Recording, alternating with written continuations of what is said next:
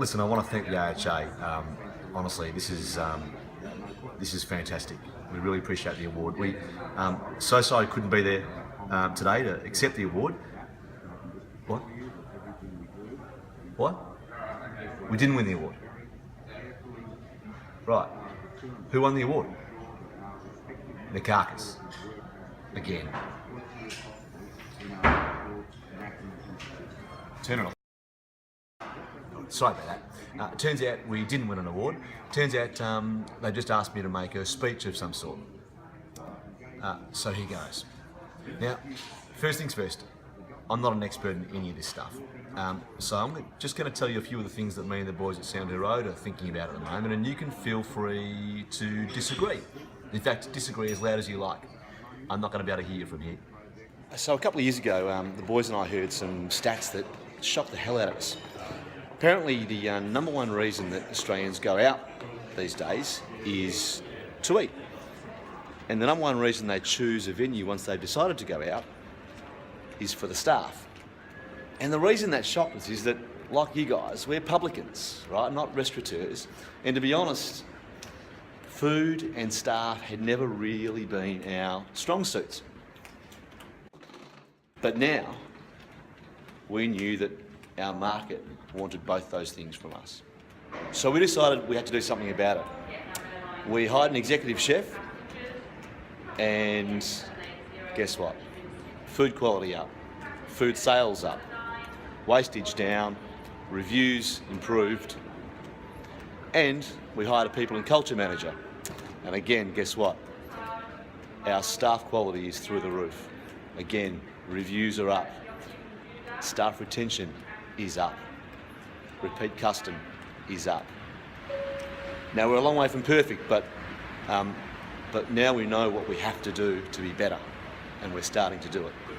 Now, of course, you can only hire your way to so many answers to so many questions. At some point, you've got to go steal some. And that's the reason I'm heading to the States.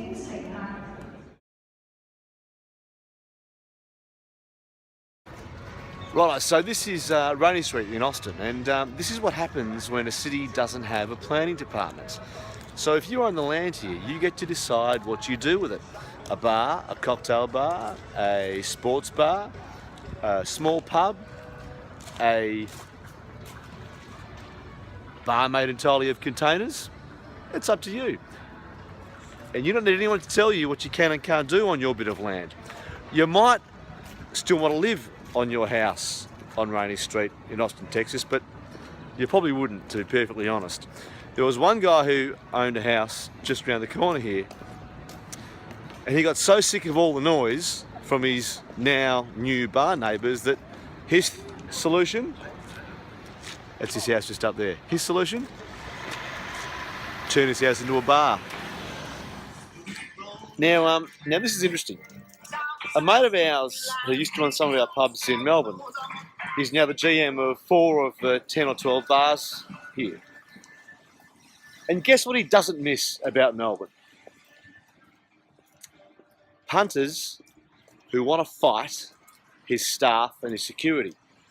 Because here in Texas, if you stuff up and a security guard walks up to you and says, "Sorry, sir, time to go home," and you don't go home, he calls the cops. And guess what the cops do when they show up? They arrest you and put you in jail for 2 days. And that's why no one even thinks about stuffing up in a licensed premises in Texas. So the reason we come to Austin is that this is one of the world's great F&B cities. Austin, well, these are the guys who invented the barbecue.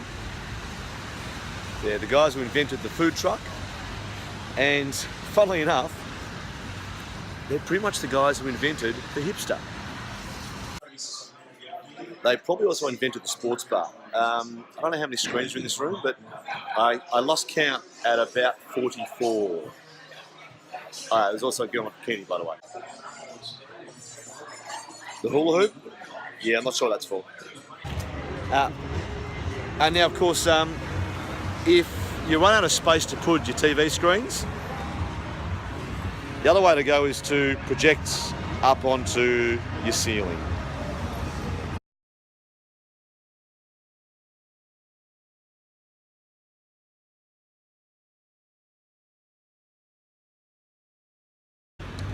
Now, speaking of design, let's just take a quick look inside our new pub on Flinders Lane, the Garden State Hotel.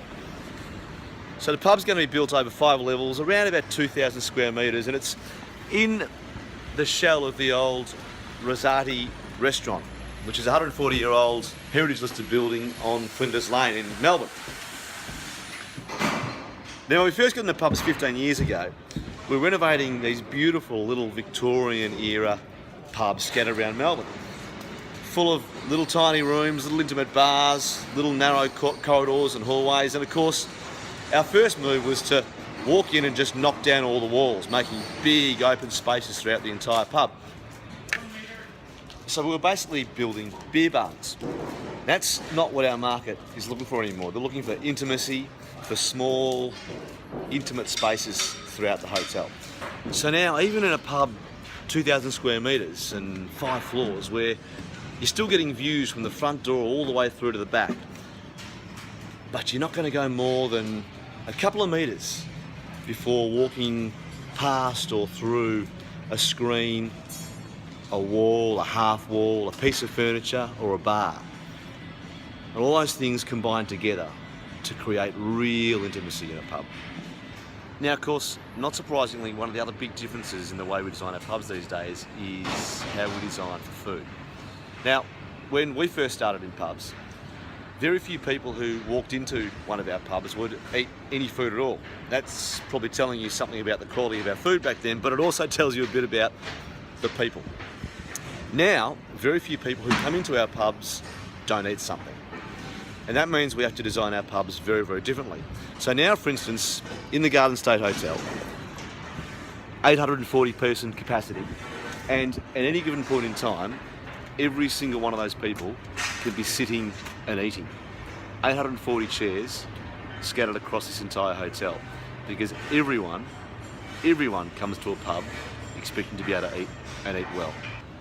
The design process has changed a lot as well over the time. So when we designed this place, the first month or so of our design was spent not designing the building itself, but designing a spreadsheet that tells us exactly how much of everything we need for the number of punters we can have in here. And it's bloody terrifying. I mean, it took so much time and it sucked, but it was such an essential part of the overall process. Now, something else that's changed a hell of a lot in recent years is the way we play our music. I'm so embarrassed to say this, but our first pub, we used to play music on mixed tapes. I'm not kidding you, actual mixed tapes. It was really embarrassing. But that doesn't cut it anymore, of course. We need music in our pubs now the same way we need music in our lives. We need it like we need it from Spotify or Apple Music or Pandora. We want exactly what we want, exactly when we want it. We want it cheaper, and we want to be ready for whatever's coming next in the music revolution. We don't know what it is yet, but we know people walking into pubs like ours are going to want music in a certain way, and we have to be ready for it. So for about a year, we've been streaming music into our business. Have a guess where the world's leading streaming B2B music company is based. Silicon Valley? LA? No. Richmond. Because of course, no matter what we think about music, our patrons have got their own ideas of what they're going to want in music in the future. Picture a future where your patron walks in the front door, his mobile phone pings off a signal to a beacon on the roof, and then a message pops up on his phone saying, "Welcome back, John. Third time in a week, you're a regular, mate. Come to the bar, we owe you a beer. By the way, the next song is your favourite." Now, how cool's that?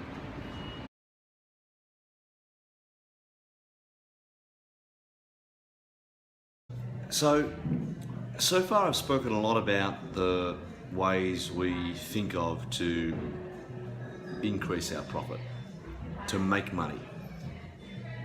But I don't know about you, but do you reckon our market cares how we make our money? I don't think so. What we found though is that we can make our market care, or we can help them care how we spend our money. So couple of years ago, we started a thing called Karma Kegs. With Karma Kegs, on every Friday night at each of our venues, we donate the proceeds from our happy hour. We say to our punters, hey, enjoy a cheap drink. Everything you spend, every cent, goes to local charities, local families in need. Now, we know an idea like Karma Kegs is not for every person or for every business. But I think you're going to see this sort of thing happening more and more and more. Now, we're in Sonoma in San Francisco, not far away from Silicon Valley. And here's an example. When I say the name Bill Gates, most of us naturally think started Microsoft. In 10 years' time, what do you think the world's going to think when we say Bill Gates? Not started Microsoft. Bill Gates ended malaria. Because started Microsoft is how he made his money. Ended malaria is what he did with it. People don't care how we make our money. They do care what we do with it. And of course, businesses do get this. Here's an example. How many times have you sat at home at night having your dinner while a bank plays an ad telling you how good they are, how much they care? See, banks don't ever tell us what they do to make money. They only tell us how much they care about us, what they do with their money to make our lives better.